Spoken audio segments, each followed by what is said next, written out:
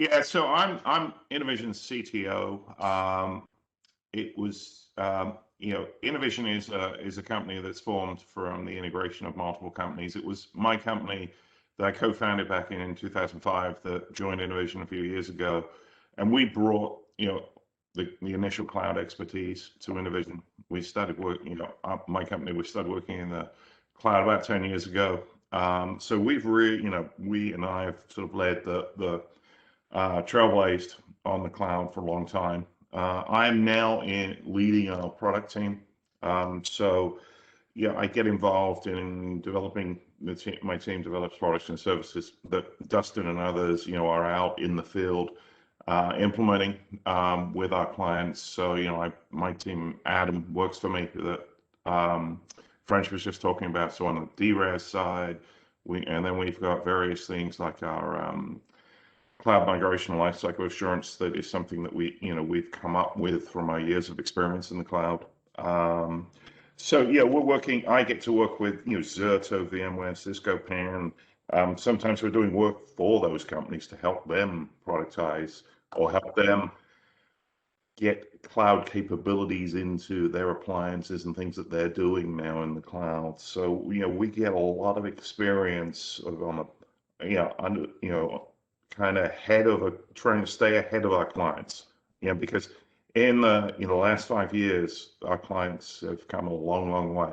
Listening to French and the other folks on here today, it's really evident that there's a much more sort of sophisticated mindset out there in organizations than there was 5 years ago. So so it's our job, my job particularly, to stay ahead. We look at things like SD-WAN, SASE, ML, AI, Edge, how we integrate those into the cloud because our customers are now working with us. So, John, it looks like Dustin's back. I'm so sorry. Yep, I'm back. Yep, sorry. My session just froze up and I was like trying to come off of mute. Sorry about that. Yeah, it's a day for that. My laptop locked up early this morning, but yeah, I think I may have Dustin beaten on the COVID hair too. Yeah. The two of us. Like somebody wants a shot at the title, huh, John? Yeah, I think so. We're CTOs, so you got to kind of look the part, right? So guys, we've got some time to make up for here. I'm gonna go ahead and turn things over to Dustin. Dustin, I'll take control. I'll take control of the slides just to limit the time we have to transition here. You can just call out the next one for me whenever you're ready. Sure, no problem. Well, as we went through the presentation before, you guys will remember we started with the readiness area. Now we're going to get into this this middle area here, how we help with the foundational building and the migration of your environment. And so this is where we take everything that we learned in that first readiness phase and we put it into action. So next slide. So, and this was great. Another thing, Cecilia hit on several of these points right up front, right? So why do migrations stall? Well, first and foremost, you kind of have to plan for expect the unexpected or plan for the unplanned, right? So understanding that cloud adoption takes a different set of expertise than traditional data center management, right? One is a purchase model, the other is a consumption model. One is a physical ownership model. The other one, it requires you to take a transition into software. So helping yourself and really setting your mindset around the fact that this is a different set of skills and it requires a different way to approach the problem, I think is really important.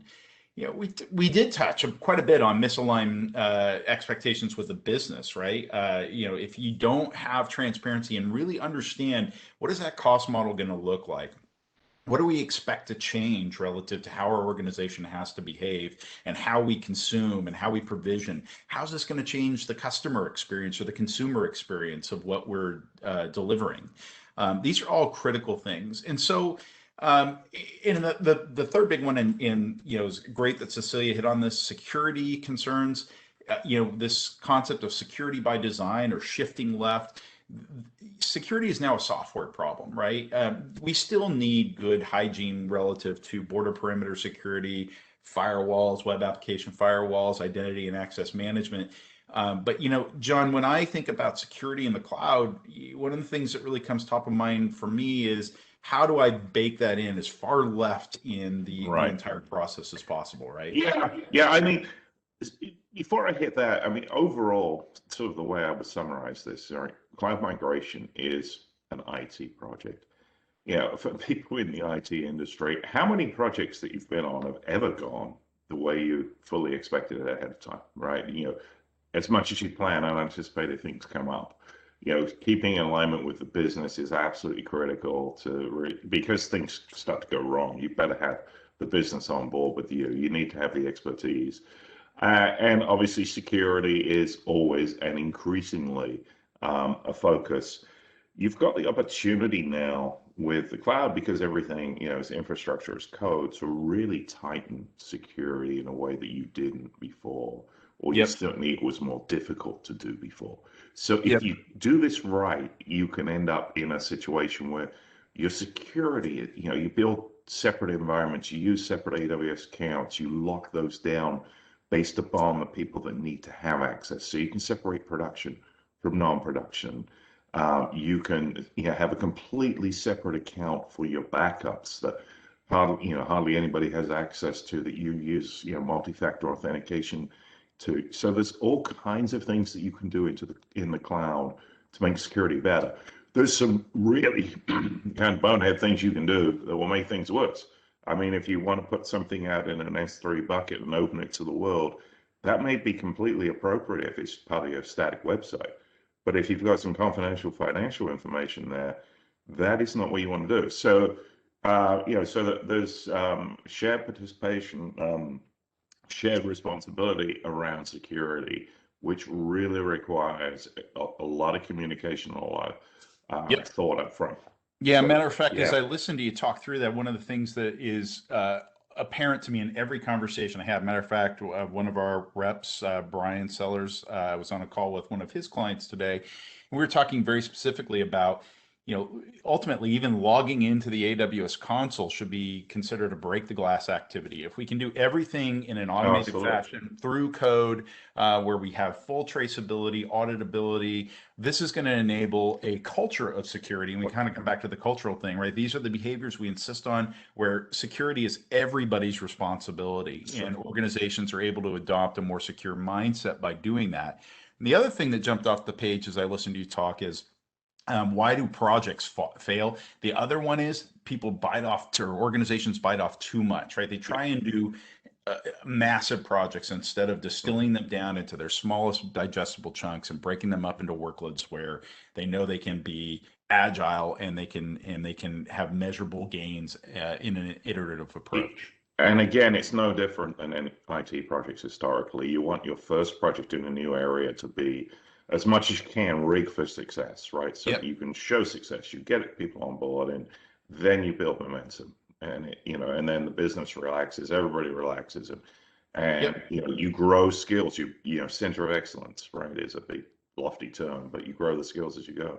And what I love about this is a quote that we've gotten from Gartner, and we use this a lot, but I really want to take it to the next level and encourage all of you viewing today to think about the skills gap being more than just, oh, I don't have the skills. Really consider whether or not these are skills that you need to have in your organization. And I think very specifically about migrations, right?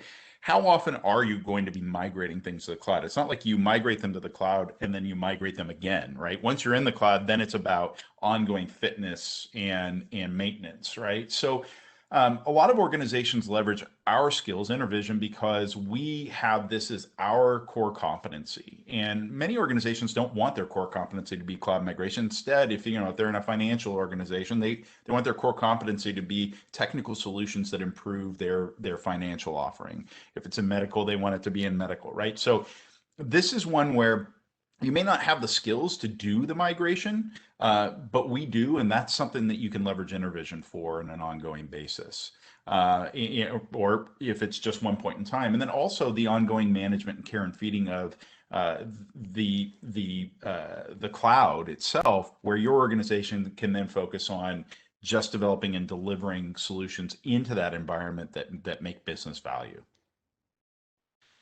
We go to the next slide. This is a big one too, relative to things that stall migrations or cause them to fail. Is while mid-sized organizations, they make this decision to move based on a financial model, right? 45% of them have determined that they lift and shift, they're going to over provision by and overspend by over 70%, right? So lift and shift might make sense for some applications or organizations, but in others it can be a risky proposition. So having that partner work with you and determine what's the right model for the workloads that you have and whether or not those can be optimized or streamlined moving forward is going to yield you the best, not only financial results, but also the best performance and security overall. Next slide. So I would say too, in all of this, don't forget people first, right? You know, the people are ultimately going to be the thing that make or break your journey and make it successful. So don't overlook it. The people and culture are critical. And as you go through this, you know, think about what it is that motivates and rewards them, and why are they going to want to come along for this journey. As we start to look at kind of the really tactical things that line up with your strategy to get there. First of which being finding the right expertise. So on the next slide, we'll talk a little bit about what is the right model for your organization. You know, John, where have you seen organizations be successful in how they manage expertise and build centers of excellence around this? Yeah, a lot of our clients have done this by, you know, we kind of team with them, do knowledge transfer along the way. I mean, we've got clients like, you know, Ventura Community College in Southern California who, you know, we've completely handed things off to after several years of helping them containerize their apps and everything. And they are, you know, they come back to us once in a while when there's new AWS services that have come out that they really want to understand whether they're a fit, and we can help them. But the one comment their CIO, Mike Rose, made to me after about 3 years of working with us is, wow, we really thought we understood this. We thought we were going to get there quicker. You guys helped us immensely, and you know, and it was a lot harder than we expected. So, and it, you know, they had some super smart people, but they underestimated, I think, some of the paradigm shifts that were necessary, and some of the people skills. You know, their technical staff were very good, but we helped them get out on kind of a road show to their clients and things like that, or their business clients. So it really helped them. Yeah, and I think finding the right, to your point, finding the right expertise, finding those skills that you want to maintain and grow and foster within your organization. And for those that you kind of view as like commodity based, you'll leave that heavy lift to an organization like InterVision, right? We can take that, that's all we do, that's our core competency. And so we've got a center of excellence around some of those things initially. Yeah, the next one that we're going to talk a little bit about is identifying an executive sponsor. This is an area where organizations, you know, can get tripped up, because the executive sponsor can't just be the CIO or the CTO. It has to be another partner within the rest of the business. And I'm careful to use that term, the business, right? You know, your technology teams are part of the business. If you don't believe that, just let your entire technology organization go on PTO for 4 weeks and see how well the business runs, right? So we want to make sure that organizations see themselves as part of that, but having an executive sponsor and partner in your journey and your migration cycle, I think is pretty critical to help manage risk, and also make sure that governance is aligned to what the business objectives are. You know, does that make sense to you too, John? Yeah, I mean, again, it's fundamental to any IT project really is getting the business involved early, getting them to sort of setting the expectations, getting them to lean in and own.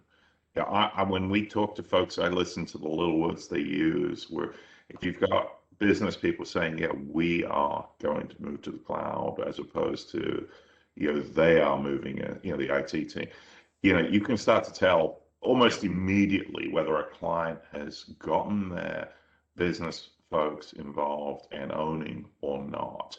And then, you know, sort of red flags go off for me if the business is still sort of tentative, right? So then we've got more work to do to get, you know, we can absolutely solve that for a client, but we've got more work to do. Yep. So very important.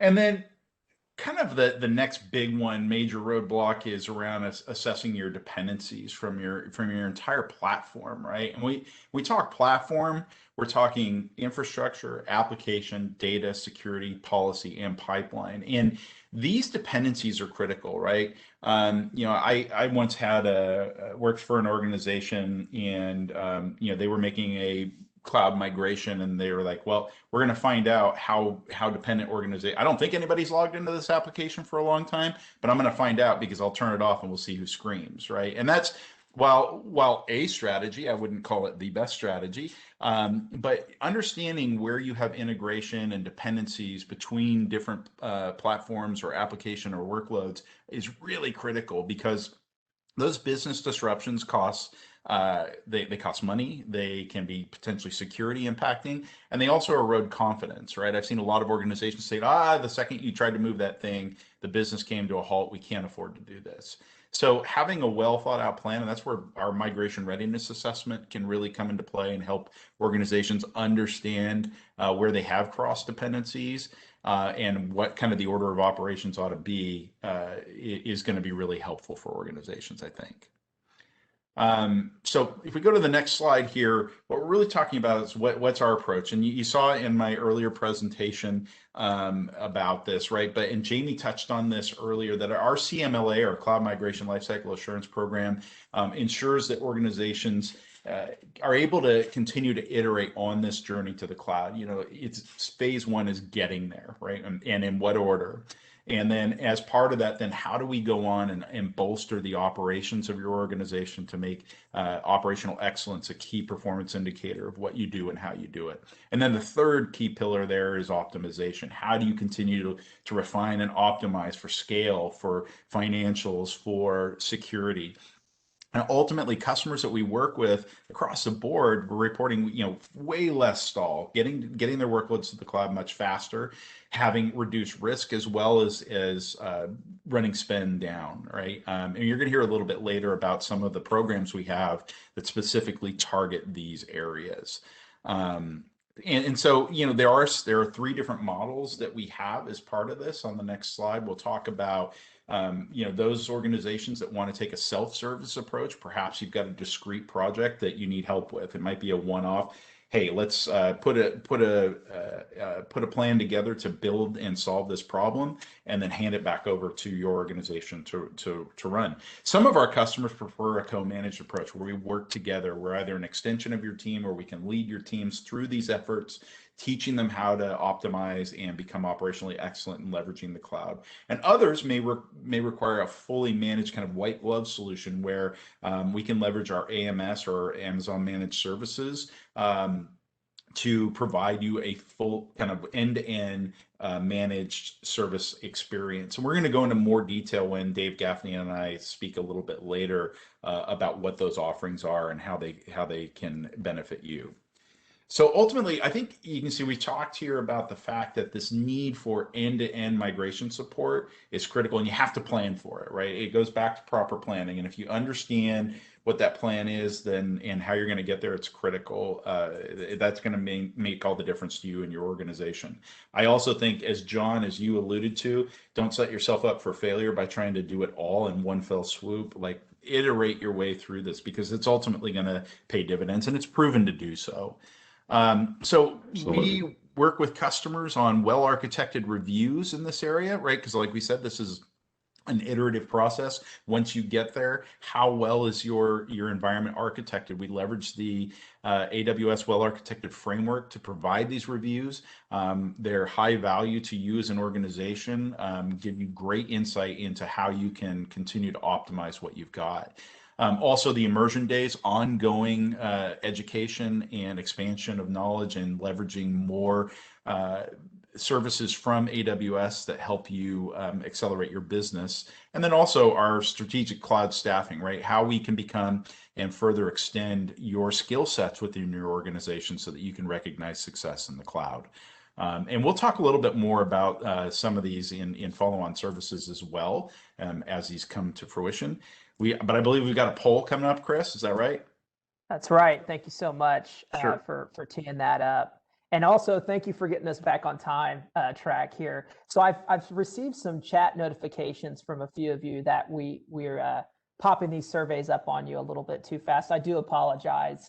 You'll have 5 minutes to respond to this survey, but really we want to understand, if your migration is moving slower than expected, why? What do you believe the reason is why? And the reason why we ask this question is so we can tailor our content going forward to really address these key areas that it's very often, as you saw on Jamie's slide earlier in the day, most migrations are moving slower than folks had hoped. And we want to better understand why that's happening so we can tailor our content and our services to really address that head on. So if you want to take a moment to answer that survey question, we would certainly appreciate it. So thank you. And thank you again, Dustin and John, for getting us back on track here.